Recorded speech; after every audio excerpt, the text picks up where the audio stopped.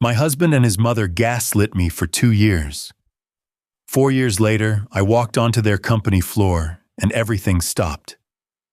My name is Lauren, and I am 34 years old. I still remember the exact moment when those elevator doors slid open and I stepped onto that executive floor. The clicking of keyboards died, conversations cut off mid-sentence. My ex-husband Derek stood frozen near the reception desk, his face losing all color as recognition dawned. His mother Patricia slowly rose from her chair in the glass conference room, her hand gripping the table edge. They never expected to see me again. Certainly not standing there in a tailored suit leading the team that would decide their company's fate. Before I take you back to where this journey began, let me know where you are watching from today. Drop your city or country in the comments. If stories about reclaiming your life resonate with you, hit that like button and subscribe to join this community. Now let me show you how I went from doubting my own sanity to becoming the woman who walked into that room and made everything stop. I need to take you back 8 years to a time when my life looked exactly the way I had always dreamed it would. I was 26 years old, working at a mid-sized marketing firm in the heart of Chicago. The promotion to account manager had come through just 3 months earlier, and I was still riding that wave of accomplishment. My parents raised me in a modest house about 40 miles outside the city. My father spent 30 years as an electrician, coming home each evening with calloused hands and stories about the buildings he helped bring to life. My mother worked the night shift at the local hospital caring for strangers, while making sure my brother and I never felt like we came second. We did not have much growing up, but we had dinner together whenever schedules allowed. We had laughter that filled our small kitchen. We had the kind of love that does not need expensive things to prove itself. I put myself through college on scholarships and waitressing shifts that left my feet aching. I moved to Chicago with everything I owned fitting into my Honda Civic. The first apartment I rented was barely bigger than my childhood bedroom, with a radiator that clanked all winter and a window that faced a brick wall. But it was mine. Every bill I paid, every piece of furniture I saved for every small victory in my career belonged entirely to me. By 26, I had built something real. My apartment had upgraded to a 1-bedroom with actual sunlight. My job challenged me in ways that made Monday mornings exciting rather than dreaded. I had friends from work, a gym membership I actually used, and a savings account that was slowly growing. The only piece missing, I sometimes thought during quiet evenings, was someone to share it with. I met Derek Whitmore on a Thursday evening in October. The networking event was being held at a rooftop venue downtown, the kind of place with skyline views and drinks that cost more than my hourly wage used to be. I almost skipped it. My feet hurt from a day of client meetings, and I had a presentation to polish before morning. But my colleague insisted, promising that these events were where real connections happened. Derek was standing near the bar when I first noticed him. Tall, dark-haired, with the kind of easy confidence that made people naturally gravitate in his direction. I watched him charm a small circle of executives, his laugh carrying across the crowd. I expected someone like that to be insufferable up close, all ego and name-dropping. When he approached me, I braced myself for the usual routine. Instead, he asked what I thought of the appetizers, made a self-deprecating joke about his inability to remember anyone's name at these things, and then genuinely wanted to know about my work.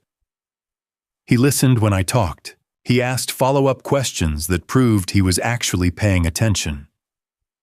When I asked what he did, he simply said real estate development like it was the most ordinary thing in the world. I found out the truth 3 days later after our first coffee date. A quick search revealed that Derek Whitmore was the only son of the Whitmore family owners of Whitmore Property Development. The company had been founded by his grandfather and grown into one of the largest commercial real estate firms in the Midwest.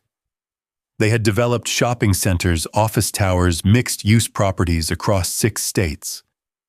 The family name appeared on buildings, on charity galas, on lists of the city's most influential people.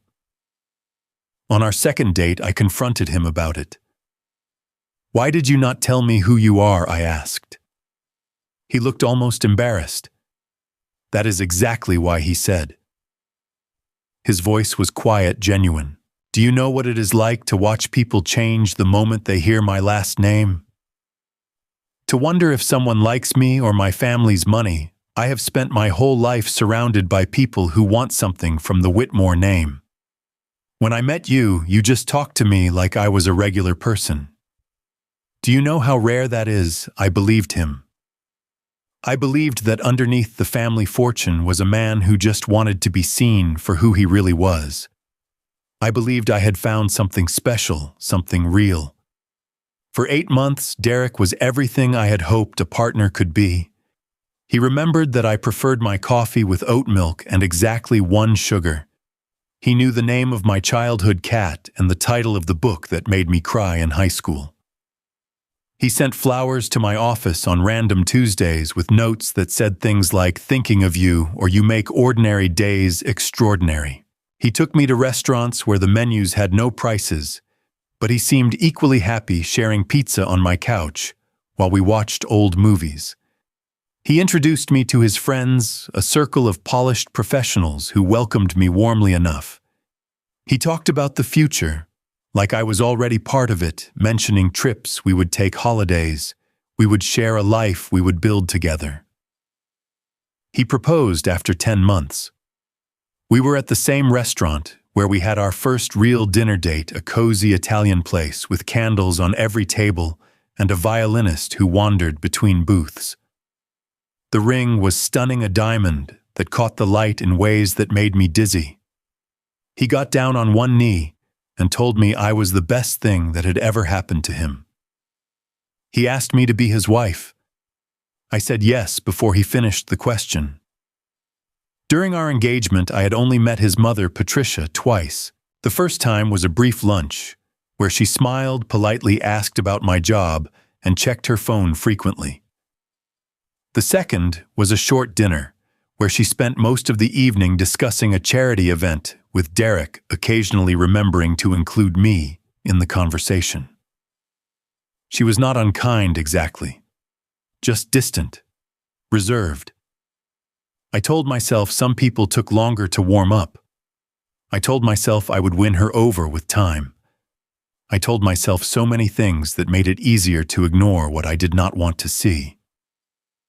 The formal dinner at the Whitmore estate was meant to welcome me officially into the family. Patricia hosted it 3 weeks before the wedding, inviting close friends and extended relatives to meet Derek's bride-to-be. The estate was unlike anything I had experienced. The driveway alone was longer than the entire street I grew up on. The house sprawled across manicured grounds, all stone facades and towering windows. Staff in crisp uniforms took coats at the door. The foyer had a chandelier that probably cost more than my annual salary. I wore my nicest dress, a navy blue piece I had saved for over 3 months to afford. I thought I looked elegant, sophisticated, ready to meet my future family. Patricia greeted me at the door. Her smile was perfect, practiced. "Navy," she said, looking me over. Such a safe choice. The dinner that followed established patterns I would not recognize until much later. Patricia asked about my parents. When I mentioned my father was an electrician, she nodded slowly. "Such honest work," she said. "Working with the hands. Very salt of the earth." When I mentioned my mother was a nurse, she called it noble, the way someone might describe a particularly well-trained dog. Every compliment had a subtle cut buried inside it. Every question carried judgment wrapped in courtesy. She commented that I seemed quite ambitious for someone from my background. She noted that my apartment must be cozy, the way she might describe a closet. She asked if my family would feel comfortable at the wedding, given the scale of what she had planned. I looked to Derek for support. He smiled and squeezed my hand under the table, but he never actually contradicted his mother. He laughed at her jokes, even the ones at my expense. He changed the subject when things got uncomfortable, but never in a way that challenged her. That night in the car, I tried to explain how I felt. I told him some of his mother's comments had stung. I told him I felt examined and found wanting. Derek patted my knee. "Mom can be a lot," he admitted. "But she means well. She is just protective of me since Dad passed. Give her time. Once she gets to know you, she will love you as much as I do." I wanted to believe him. I needed to believe him. So I did. The wedding planning consumed the following months. I had envisioned something intimate, perhaps a garden ceremony with our closest friends and family, a reception where everyone actually knew each other's names, something personal and meaningful. Patricia had other ideas. A Whitmore wedding was an event she explained over one of our many planning sessions. There were social obligations to consider, business relationships to honor, a certain standard that had to be maintained. She wanted 400 guests. She wanted a cathedral ceremony. She wanted a reception at the most exclusive venue in the city. She had opinions about the flowers, the music, the food, the photography, the invitations, the seating arrangements. Every detail required her approval. When I pushed back, Derek intervened on her behalf. "Mom has done this before," he reminded me. "She knows how these things work. Trust her." The wedding that took place 3 months later was beautiful by any objective standard.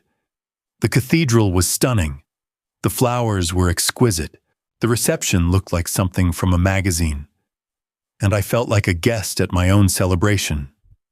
My parents and their friends were seated at tables near the back, far from the main action.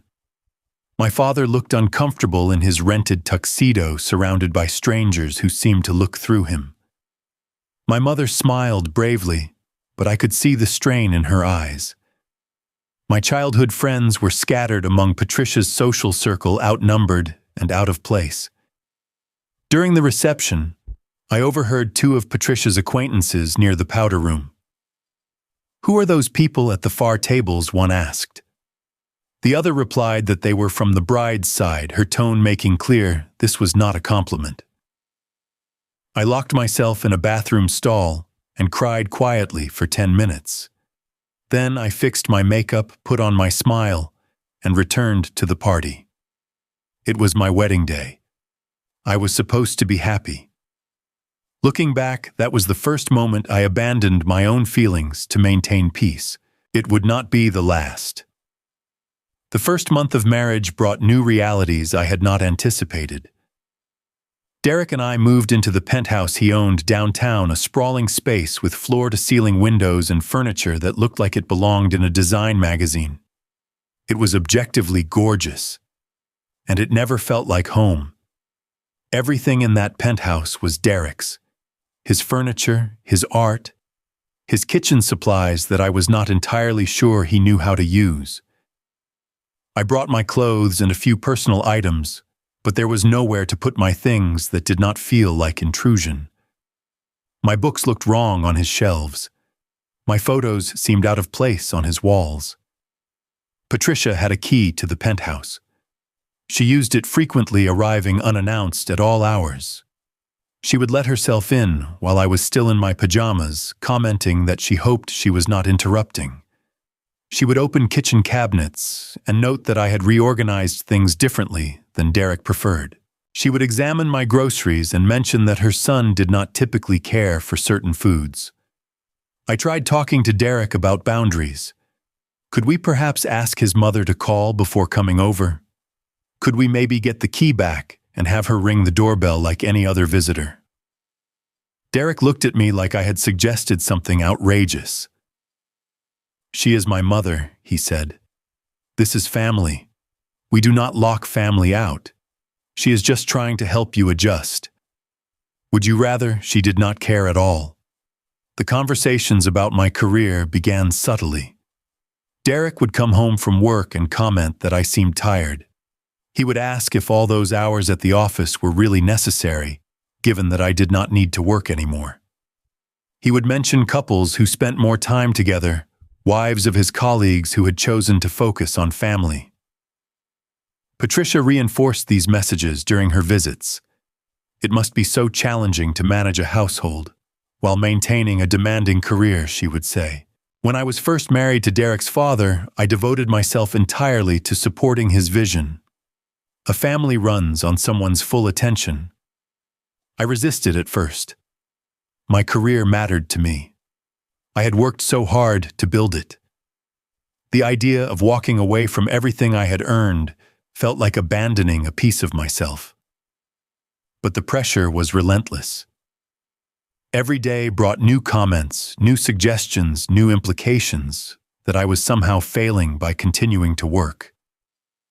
Derek started scheduling social obligations on evenings when I had work deadlines. Patricia would call during business hours and express disappointment when I could not talk. Eventually, I gave in. I told myself it was temporary. I told myself I could always go back to work later. I told myself this was what compromise looked like in a marriage. I gave my 2 weeks' notice on a Friday afternoon. My boss tried to convince me to stay. My colleagues threw a small going-away party. Everyone wished me well, said they understood, asked me to keep in touch. Within 2 months, I had lost contact with almost all of them. The isolation happened so gradually, I barely noticed it at first. Without a job, my days lost their structure. I woke up alone in the penthouse while Derek went to the office. I tried to make plans with old friends, but something always came up. Derek needed me at a client dinner. Patricia had arranged a lunch I could not miss. There was always a reason, and eventually, my friends stopped inviting me to things altogether. I tried to stay close to my parents. They called regularly in the beginning, my mother asking detailed questions about married life, my father offering practical advice whenever something in the penthouse needed fixing. But Derek was always nearby during these calls. He would sit close enough to hear my half of the conversation, occasionally commenting on things I said. I found myself editing my words, keeping things light, never mentioning the loneliness that was settling into my bones. My world shrank until it contained only 3 people: Derek, Patricia, and whatever version of myself I was becoming. The gaslighting began with small things, subtle enough that I questioned whether it was happening at all. I would remember a conversation, clearly every word preserved in my mind, and Derek would insist it never took place. He would look at me with concern and confusion, asking if I was feeling all right, suggesting that perhaps I had dreamed it or mixed up memories. He promised one Saturday that we would drive out to see my parents the following weekend. I called my mother immediately to share the news. She was thrilled already, planning what to cook, asking what we wanted for breakfast. I counted down the days. When that weekend arrived, Derek had no idea what I was talking about. He never said anything about visiting my parents. He was swamped with work. Had I perhaps misunderstood something? But I had not misunderstood. I knew what he said. I remembered exactly where we were standing when he said it. The confusion on his face made me feel unsteady, like the ground beneath me had shifted slightly. Maybe I did misremember I told my mother when I called to cancel. She sounded disappointed but understanding. These things happen. Except they kept happening. Plans I was certain we made evaporating into thin air. Promises he swore he never gave. Words I heard clearly, apparently never spoken. Patricia was always there to reinforce Derek's version of events. "Oh, Lauren," she would say, her voice dripping with false sympathy. "You do seem scattered lately. Are you getting enough sleep? Derek mentioned you have been forgetting things." I started keeping a journal. I wrote down every conversation, every plan, every detail I wanted to remember. I thought it would help me stay grounded, give me proof I could point to when my memory was questioned. Derek found the journal 3 weeks later. He sat on the edge of our bed holding it, his face a mask of concern. "Lauren," he said, "why are you writing all this down? Do you really feel like you cannot trust your own mind? This worries me. This worries me a lot." Patricia appeared the next day as though summoned by invisible signal. She sat me down in the living room and spoke to me like I was a child who had misbehaved. "Derek told me about the journal," she said. "Sweetie, healthy people do not need to document conversations with their own husbands. Perhaps you should speak with someone, a professional who can help you sort through whatever you are struggling with." The worst part was that I started to believe them. Maybe something was wrong with me. Maybe the stress of this new life had affected my mind. Maybe I was losing my grip on reality. My birthday arrived on a rainy Thursday in November. I had mentioned it to Derek multiple times, circling the date on our calendar, dropping hints about a restaurant I wanted to try. The day came and went without acknowledgement. No card, no flowers, no mention at all. That evening, I finally said something. Today was my birthday, I told him, my voice small and hurt. Derek looked surprised. "You never said you wanted to do anything," he replied. "I had no idea you were expecting something. You need to communicate these things clearly, Lauren." But I had communicated. I was sure of it. I had talked about my birthday for weeks. The calendar proof was right there on the kitchen wall. Except when I went to check, the circle I had drawn around the date was gone. The calendar looked untouched, no marking at all. I stood there staring at it, wondering if I had imagined marking the date too. Wondering if anything I remembered was real. Patricia stopped by the next morning with a birthday gift. It was a designer scarf, expensive and beautiful. She handed it to me with a pitying smile. "I noticed you have put on a few pounds since the wedding," she said. "This scarf will help draw the eye upward, away from the problem areas." That night, I locked myself in the bathroom and cried until I had nothing left. I stared at my reflection in the mirror and barely recognized the woman looking back. She looked exhausted, lost, uncertain of everything, including herself. The second year of my marriage was marked by a descent I did not see coming. The isolation was complete by then. My world consisted of the penthouse Patricia's judgmental visits and whatever social events I was required to attend as Derek's wife. I smiled for photographs. I made polite conversation with strangers. I performed the role expected of me. Inside, I was disappearing. Derek and Patricia convinced me to see a therapist. By then, I genuinely believed something was wrong with me. The way they described my behavior painted a picture of someone unstable, someone who forgot things constantly, someone prone to fabricating memories. I wanted help. I wanted to feel normal again. The therapist, Dr. Hammond, came highly recommended by Patricia. His office was in an upscale building downtown, all mahogany furniture and leather chairs. He had an impressive collection of diplomas on his wall and a manner that initially felt reassuring. But his questions always seemed to lead to the same conclusions. Was it possible I was misremembering things? Had I considered that stress could affect my perception of events? Did I have any history of anxiety or depression in my family? After 3 sessions, he suggested medication. Just something mild, he said, to help smooth out the rough edges, to help me feel more stable. I started taking the pills because I trusted him, because Derek and Patricia seemed so relieved I was getting help, because I was desperate to feel like myself again, whoever that was anymore. The medication made everything hazy. I moved through days like I was swimming through fog. Sounds were muffled. Colors seemed faded. My thoughts came slowly disconnected, hard to hold on to. I stopped questioning things because questioning required energy I no longer had. Derek and Patricia seemed pleased with my progress. She is doing so much better, Patricia told someone on the phone once. Much calmer. More manageable. More manageable. Like I was a problem that had been solved. There was one morning about 8 months into this medicated existence when I forgot to take my morning pill. It was a simple accident, a moment of distraction. But by late afternoon, something shifted. My head felt clearer than it had in months. Colors seemed brighter. My thoughts came faster, sharper, more like the mind I remembered having.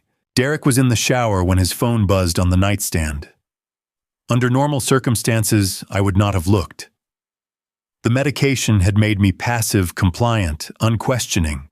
But that afternoon, with unexpected clarity flooding my brain, I reached for the phone before I could think better of it. The message was from an unsaved number. The words on the screen left no room for innocent interpretation. Explicit references to the previous night. Anticipation for the next meeting. The kind of intimacy that belonged between lovers. My hands trembled as I tried to photograph the screen. My fingers kept slipping, shaking too much to hold steady. I managed one blurry image before I heard the shower water stop. I said nothing that night. I was terrified, confused, still not entirely certain I could trust what I had seen. Maybe I misread it. Maybe the medication had affected my perception. Maybe I was imagining things again, just like they always said. But something had cracked open. A tiny fissure in the reality they had constructed around me. I stopped taking the medication. I flushed the pills down the toilet each morning, then performed the ritual of swallowing for Derek's benefit. An empty glass of water. A convincing tilt of the head. Whatever it took to maintain the illusion while my mind slowly cleared. Within 2 weeks, the fog lifted completely. My thoughts sharpened. My memory returned with startling clarity, and with that clarity came cold, terrible certainty about everything I had been made to doubt. I needed proof. Real proof this time. Something that could not be denied or explained away or turned back against me. Derek kept a spare phone in his desk drawer. He used it occasionally when he wanted to be unreachable on his main device. I waited until he left for work one morning, then carefully installed a location tracking app that would run invisibly in the background. For 2 weeks, I watched the data accumulate. The phone traveled to the office most days as expected, but several times a week it went somewhere else. An apartment building across town in a neighborhood Derek had no business visiting. I went there on a Tuesday afternoon. The building was sleek and modern, all glass and steel. I sat in my car across the street and watched the windows, my heart pounding so hard I could feel it in my throat. And then I saw them. Derek and a woman I did not recognize standing close together in a window on the 7th floor. Her hand was on his chest, his head bent toward hers. They were laughing, intimate, comfortable with each other, in a way that spoke of history. They looked like a couple. I sat in that car for almost an hour. I did not cry. I did not scream. Something had shifted inside me, a final piece falling into place. I was not crazy. I had never been crazy. Everything I had sensed, everything I had questioned, everything they had made me doubt was true. That night, I confronted Derek. My hands were shaking, but my voice was steady. I told him what I saw. I told him I knew about the woman. I told him I was done being lied to. I expected denial. I expected more gaslighting. What I got was something worse. Derek shrugged. Actually shrugged like I had accused him of leaving his socks on the floor. "What did you expect?" he asked. "You let yourself go.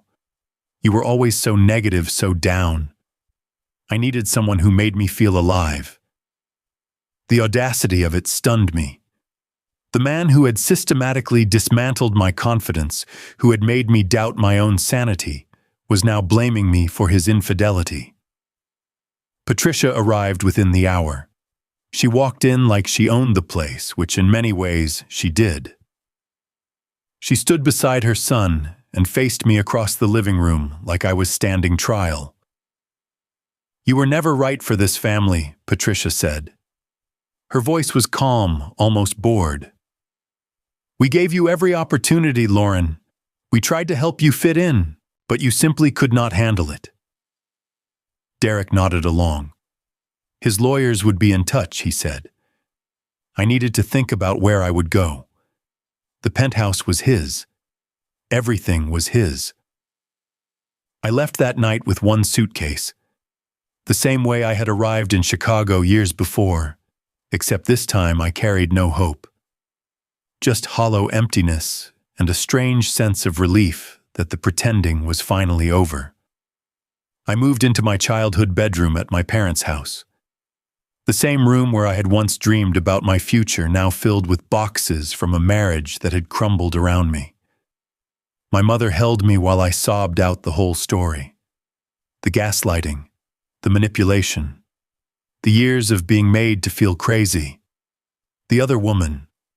All of it, everything I had been too ashamed to tell anyone, came pouring out in that small kitchen while the coffee grew cold on the table. My father sat quietly through my confession. When I finished, his jaw was tight with anger. He did not know how to express. "If I ever see that man," he said, then stopped himself. Your mother would not let me finish that sentence. They blamed themselves for not seeing the signs sooner. I told them it was not their fault. I had barely seen the signs myself. That was the whole point of gaslighting. It was invisible to everyone, including its victim. The divorce was brutal. The Whitmore lawyers were efficient and merciless. They painted me as unstable, submitting records from Dr. Hammond, documenting my treatment for memory problems and anxiety. The medication I had been prescribed became evidence of my fragility. Everything Derek and Patricia had engineered was now weaponized against me. I fought as hard as I could with limited resources. In the end, I walked away with almost nothing. A small settlement that might cover a year of modest living. No property, no investments, no stake in anything we had built together. Just my suitcase and the crushing knowledge that I had to start completely over. For 6 months, I barely functioned. I slept too much and ate too little. I replayed every moment of my marriage, searching for the point where I could have seen through their lies and saved myself. The answer I eventually reached was that there was no such point. The deception had been too careful, too consistent, too coordinated. I had been outmatched from the very beginning. The turning point came in the form of a book. I found it at a used bookstore on a day when I had forced myself to leave the house. It was wedged between self-help guides and outdated cookbooks. The title mentioned narcissistic abuse and emotional manipulation. I bought it for $3 and read it in a single sitting. Every page described my experience with clinical precision. The idealization phase where the abuser seems perfect and attentive. The devaluation where nothing you do is ever right. The gaslighting designed to make you question your own sanity. The isolation cutting you off from anyone who might validate your reality. It was all there. Every tactic Derek and Patricia had used explained in terms that finally gave language to what I had survived. I found a real therapist. Dr. Evelyn Brooks specialized in trauma recovery and came with no connection to Patricia whatsoever. She was nothing like Dr. Hammond. She believed me. She validated my experiences. She helped me understand that I was not broken.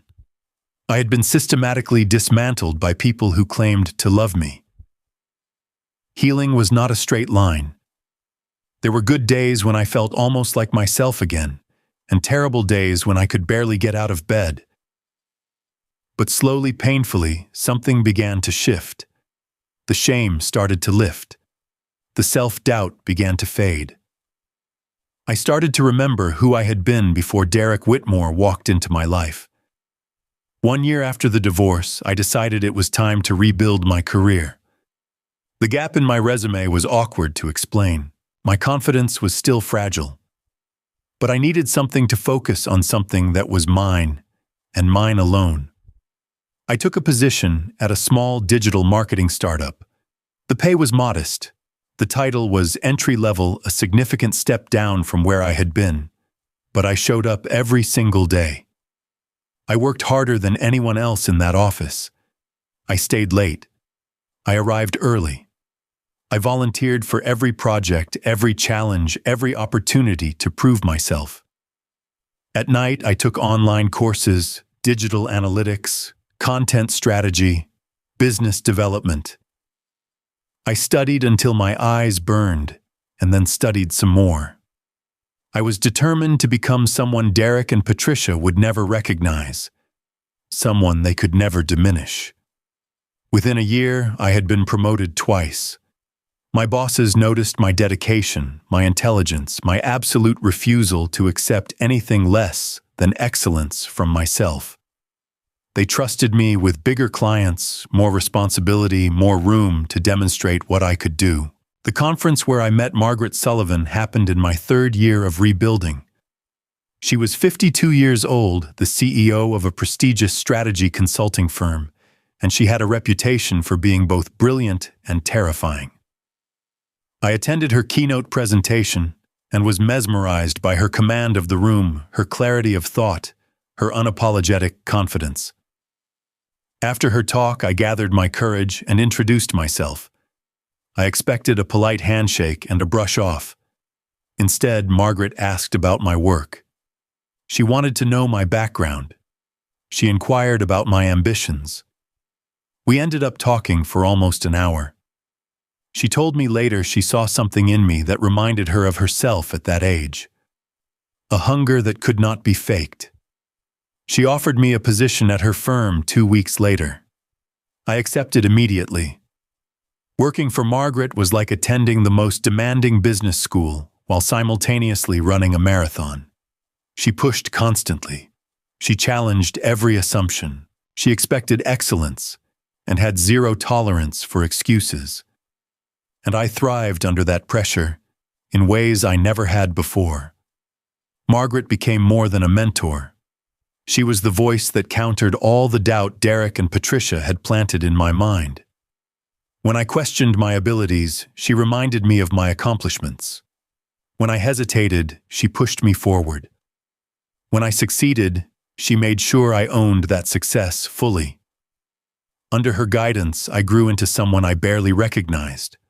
Someone confident, capable, powerful in ways that had nothing to do with money or status, and everything to do with earned respect. 4 years after my divorce, I stood in front of my bathroom mirror, preparing for an ordinary Tuesday morning. Except nothing about this Tuesday would be ordinary. I was 32 years old.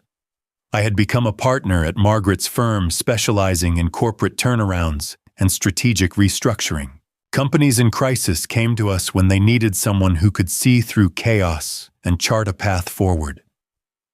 I had built a reputation that preceded me into every boardroom.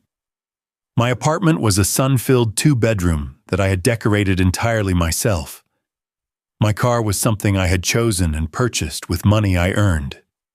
My wardrobe reflected my taste, my style, my identity. Everything in my life belonged to me in a way nothing had during my marriage. When news started circulating about Whitmore Property Development's financial troubles, I heard it first through professional channels. The company was hemorrhaging money. Several major development projects had failed spectacularly. Industry whispers suggested serious mismanagement at the executive level. Derek had taken over as CEO 2 years earlier after Patricia finally stepped back from daily operations. Apparently, running a company required more than a famous last name and a willingness to follow his mother's instructions. I wish I could say I felt satisfaction at their misfortune. The truth was more complicated. I felt very little about them at all. They existed in a sealed compartment of my past.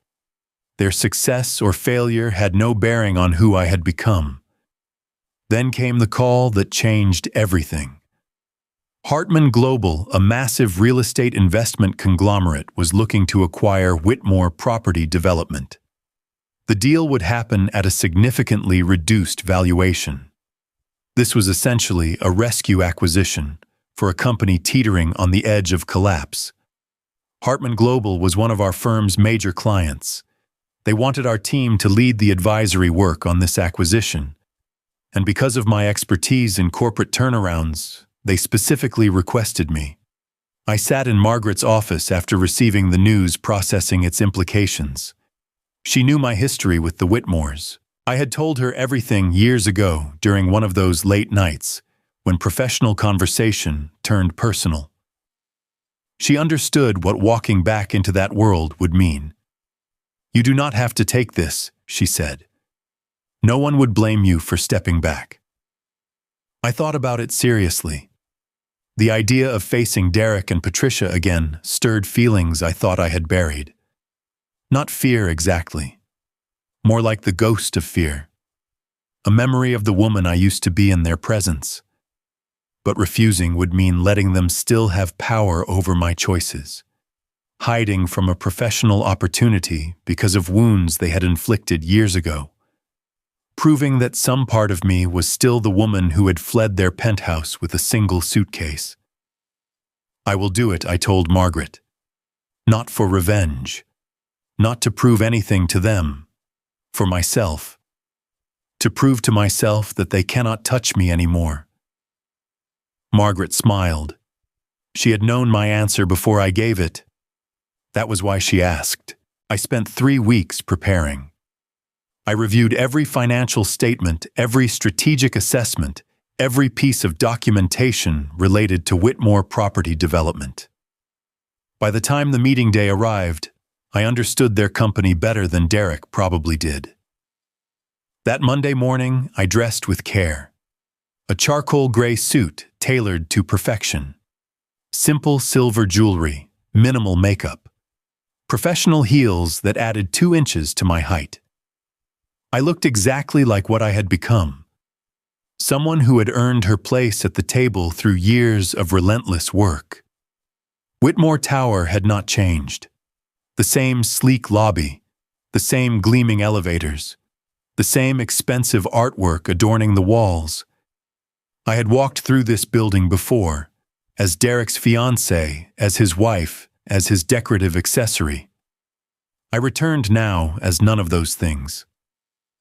The elevator ascended smoothly to the executive floor.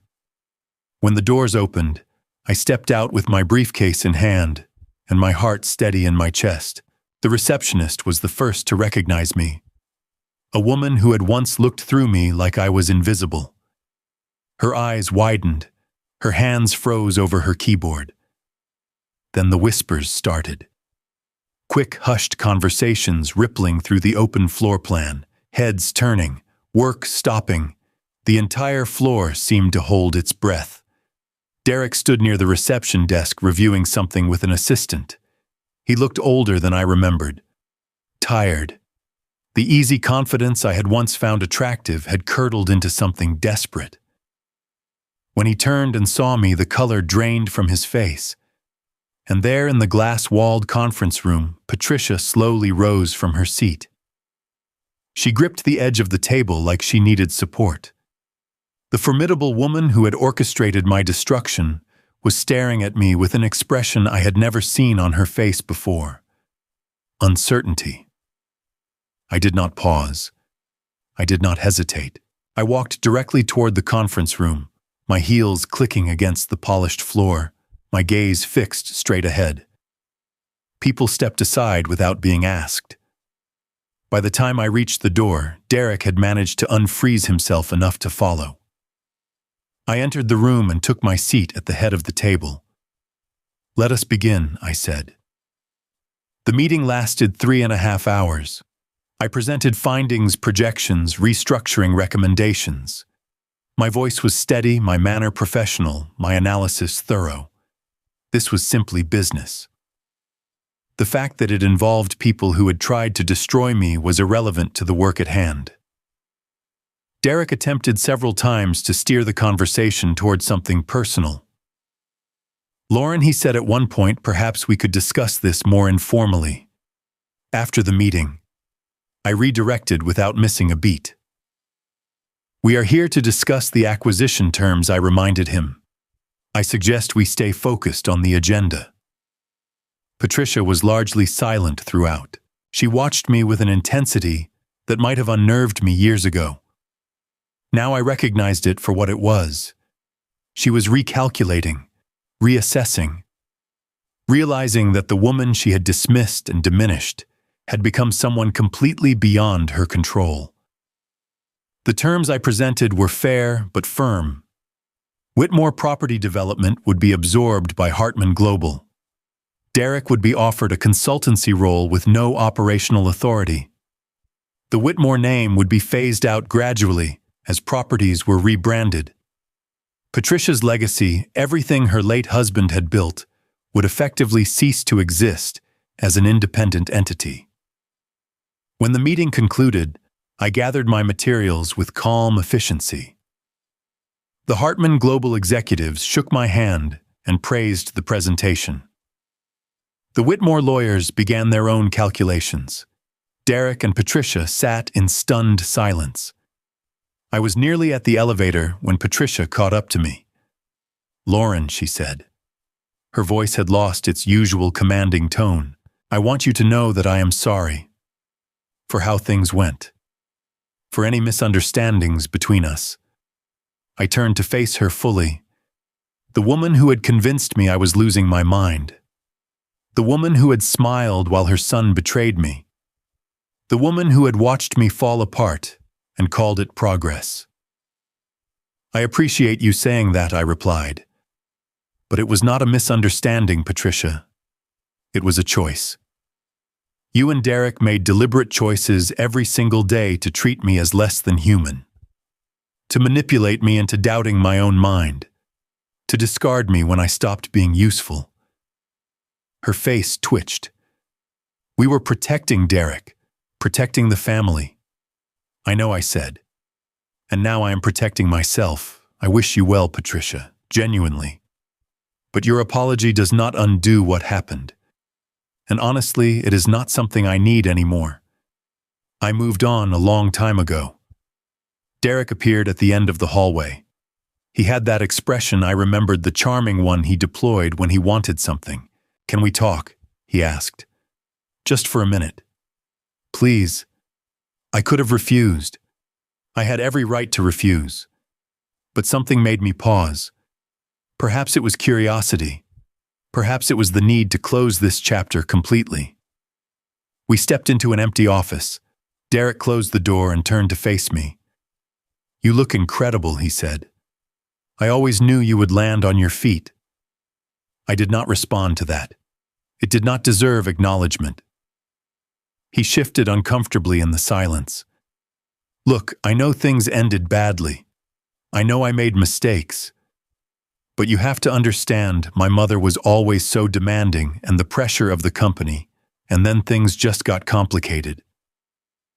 He trailed off, perhaps hearing how hollow his words sounded. "I understand perfectly," I said. "You chose convenience over integrity. You chose your mother's approval over your wife's well-being.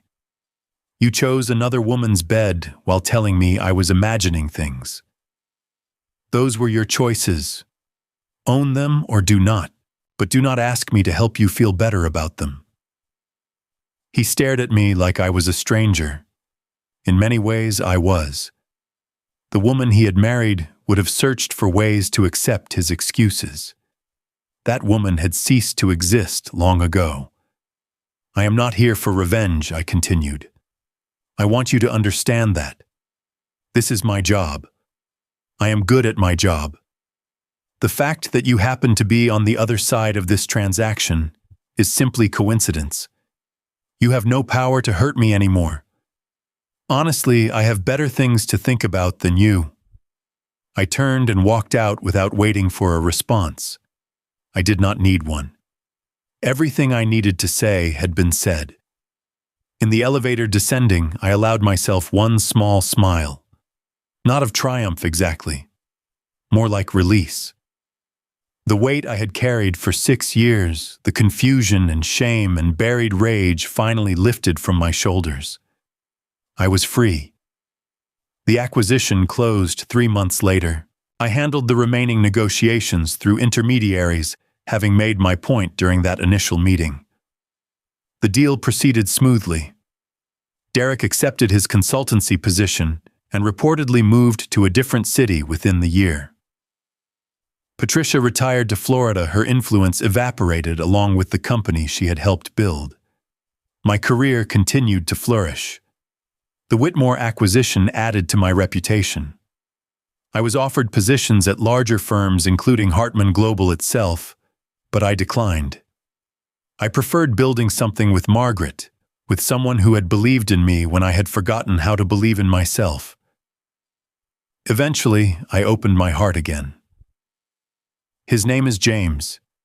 He is a pediatric surgeon with kind eyes and a laugh that fills whatever room he is in.